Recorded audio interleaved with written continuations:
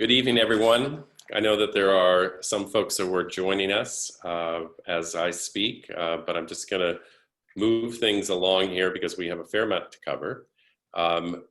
Just to answer the question that was just in the chat, we are in fact recording this session already, and we will make that available to you. So thanks for the question, and yes, we got that covered. As that question, the answer would suggest, this is a somewhat different format this year, but welcome to Back to School Night. Mr. Holman and I are actually at school, but you are not. And I want to assure you that even though you're not here in person, you are going to have a wonderful opportunity to meet your children's teachers and to hear about our programs. There's obviously some added benefit associated with not being here. You didn't have to worry about parking, and you don't have to walk up and down stairs between classes. So perhaps it's a little more efficient. And in fact, what we found oftentimes are these virtual events allow for greater participation and greater attendance from families. So we're really happy you're here. Thank you for joining us. I just want you to know that we are off to a great start. And most importantly, your children are off to a great start. They are happy, they are adaptable, they are resilient, and they just seem to be really glad to be here on campus with their friends. And we're really happy to be here with them. Last spring was hard for all of us, especially, I suspect, especially parents. And to be back in person, to be learning together, even under the protocols that we put into place. And they are significant, these protocols, to protect our health and safety. Even with those protocols, it has been a wonderful time to come back together. And we have really enjoyed the first 3 weeks we've had here together, 2.5 weeks. Just a few things for you. I'll be sending you an email tomorrow. I know you receive a lot of information from us, and I recognize that. But I do ask that you read our messages or watch the videos that we send. Tomorrow there'll just be a couple of things about some fine tuning of the program that I want you to know about. And I also want to remind you how important it is to collect your children here by 5:30 at the very latest.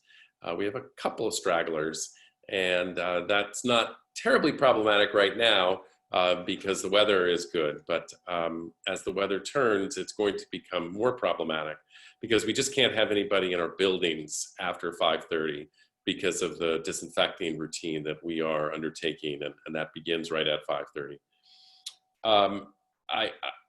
I mentioned in some communication to you over the summer several times that it's important for your children to stay home if they're sick.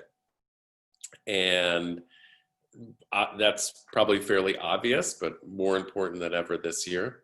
I would also like to add that if your child is healthy, we would love to have your child here in person. 85% of our students are here learning in person. And I think we all agree that the type of education that you get from that one-on-one interaction with your teacher in the same room is nothing really can replace it. So we look forward, if we haven't seen your children yet, we look forward to seeing them again soon. And for those of you who've been here with us or your children here with us, thank you so much. It has been a wonderful beginning of the year. And we look forward to continuing all the progress that we have made over the summer and over the last 2.5 weeks when we've opened up. Thanks very much for being here. I am going to step away because I need to say hello to the middle school and they're on a different call. But thanks again, and I'm going to turn things over to Mr. Holman, who will take things over from here. Thanks, Mr. Holman. Thank you. So it's wonderful to be with you all, even in this this different format than what we typically do. And I just want to start by talking about what the last 6 months I think have taught me or taught me again about the Doane community. And that is just its incredibly special and distinctive values. The fact that we are a family, that we are so connected to one another, that we support one another, We've all faced challenges. As a Doan parent myself, certainly the last 6 months have been difficult. But when I think back about some of the efforts we've made to stay connected to each other and to support one another, whether it's videos that take you on Minecraft tours of the entire campus rendered in incredible detail, which was really an exciting thing that our upper school students created that I know my 9-year-old sons really love. It's just been a really a special time that's confirmed to me why it's so great to be part of this community. And I hope that that's been true for all of you as well. As Mr. Sanderson mentioned, this year we get to be on campus for the most part, and that has been really exciting and energizing and been great to see everybody, even though it's also been challenging for students, right? Wearing a mask all day and staying 6 feet away from one another is challenging at times. But I really have been pleased with the sense of community that everyone's brought to it. Sort of one of the things I wanted to talk a little bit about was how we're trying to emphasize and recreate the sense of community that we do have. That's such a core part of who we are. We can't have all school meeting in the same way or our chapel services in the same way, as a collective. And one of the things that you should all be aware of is certainly the importance of the advisory program this year more than ever. Students, see their advisors multiple times a day. It's a really outstanding opportunity for advisors to check in, to confirm that students know what they need to do, know where they need to go, deliver a quick message of encouragement. It's a great communication hub for you if there's something you want reinforced with your child. I know one of the best parenting jobs my mom ever did was I had a challenging situation with a teacher, and years later I said, "Mom, I handled that situation really well, I think." And she said, "You didn't handle that situation. I went and met with the teacher and we pretended that we hadn't talked, and then we strategized on how to deal with you." I said, "Oh, okay. Well, I see how it works now. I've learned a parenting lesson today." I think the advisory program, that's the role it can serve. It can be a source of feedback for you, an extension of you, and an opportunity to check in with you. We're already looking to sort of change things up a bit with some of our, lunch sessions, for instance, and how we organize them in the coming weeks. We obviously wanted to prioritize health and safety in the first couple of weeks of school and really nail down the routine elements of that. We'll still be focused on health and safety and still be, creating structures that allow us to supervise kids and know where they are, right? We supervise students basically 100% of the day now. Really the only free time, if you will, in that sense, is on the way to and from classes. And that's a necessity, even though students, of course, want some freedom. So we're trying to meet them halfway. And I'm excited to see how that goes in the next couple of weeks. But know that that's something we're aware of and working on, because there's something you may hear from your child that, gosh, I haven't gotten a chance to spend as much time with this other student who's outside of my advisory group as I would like. My message to students, and I think it's worth sharing with you, is that in this year, empathy and discipline are linked in an incredible way. We're in this moment of extraordinary challenge where our empathy is taxed more than ever. Many of us are tired. There are extra hoops we have to jump through, but we also have the opportunity to show in a million little ways every day how much we care about each other. And that's what Doan Academy is all about. I know it's a challenge that we can reach. All of the difficulties, the pandemic, issues of racial injustice in the country that we're discussing as a school, there are moments of pain, and we had discussions around that today even. But there are also calls for leadership, and that's what we're trying to build as young leaders who can change the world. And so it's an exciting opportunity to do that, and an exciting time to be doing that, even though, of course, we wish some of those challenges would certainly be different immediately. So health and safety updates, George mentioned this. I think students have been really outstanding on the whole about wearing masks. I think they're bought in. They understand the value of being here and what's required. I'll be honest with you, and it's a good thing for you just to talk with your child about. 6 feet is a hard sort of mental calculation. Students are respecting one another, considerate of the rules, but it's just hard to register 6 feet as the right distance. A lot of times 4 feet or 3 feet, doesn't feel close. So we're constantly reiterating that, and that's something worth mentioning to them as well. We only have a couple minutes left, and normally I'd have gotten here a lot faster, but I thought it worth sharing a couple comments with you about academic expectations. More than ever, grades matter, excellence matters, and certainly that's something I believe. But more than ever, I would say our obsession should be with growth, right? Because of the challenges students are facing and the different forms they can take, the impact they can have. If every student, gets here and gets better every day and works every day, I think we're in great shape. I recorded a video some of you may have seen during the spring where I mentioned a quote I really love that's the law of dreams is to keep moving. And it's basically a fancy way of saying just keep putting one foot in front of the other and, special things can happen. And I think that's true academically.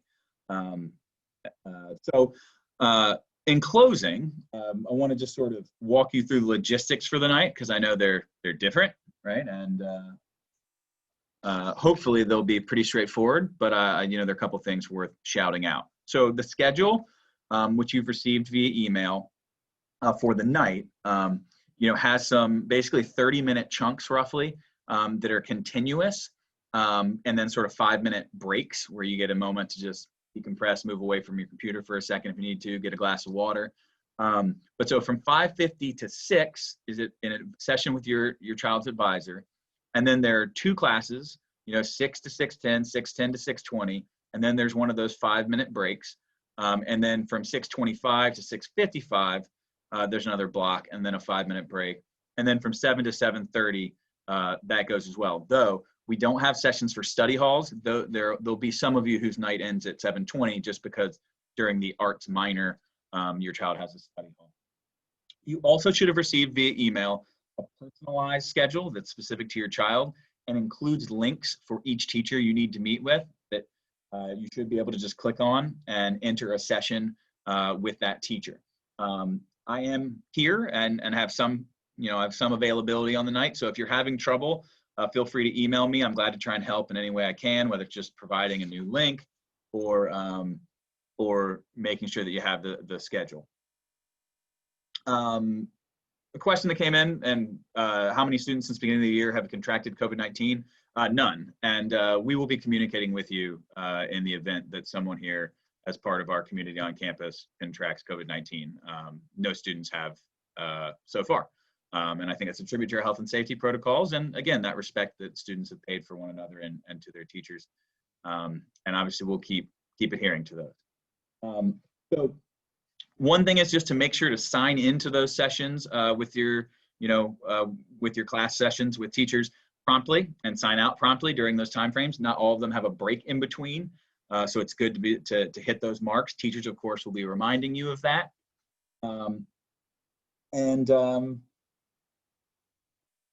Yeah, and for your first session with your child's advisor, just know that if you sign in and they haven't signed in yet, if you sign in a minute early, it may appear as if it's not working or you can't get in. Just be patient, wait a few minutes. Once that person is in the meeting, and it shouldn't be a problem after that, you shouldn't have any problem getting in.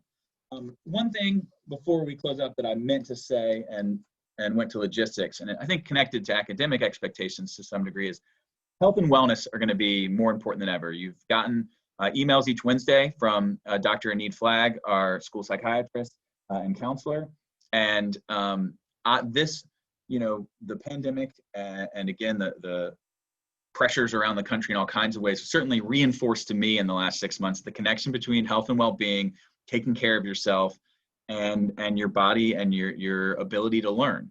And it's important to take moments, particularly with the stress and strain of the day, to take a break, decompress, do some meditation exercises, and we'll be asking students to participate in some of those, over the course of the year, because I do think it's so important to teach students how to keep themselves well and how to keep themselves in the right frame of mind when anxiety and stress and strain are certainly present in our daily lives. So with that, I'll give you your first, call it 4-minute break. Your first session is with an advisor at 5:50. And I hope you have a wonderful night. I think you're incredibly lucky that you get to go and meet, the members of our extraordinary faculty who will be working with your kids each day and have been working with them each day. And we're thrilled to have you as part of the Doan family and your children as part of the Doan family. And don't hesitate to reach out if you have questions or if there's anything I can do to support you or your child. And there are no links on the PDF. To be clear, you should have received a separate email through fax several days ago that has a personalized schedule for your child. But if you did not receive one, and I may struggle just in the next 10 minutes, but I should be able to get to you pretty quickly after that, so I have an advisory group myself, I can resend it to you without a problem. But it should be a separate email, not from the one that I said back to school night, but one that you received fax on Tuesday or Wednesday, maybe Monday or Tuesday, that has those individualized links in them. Okay, well, you can sign out of this then and head to your next meeting. And if I'll stick around for the next 2 minutes or so, so that I can, if additional things come up, I can address them, in the Q&A.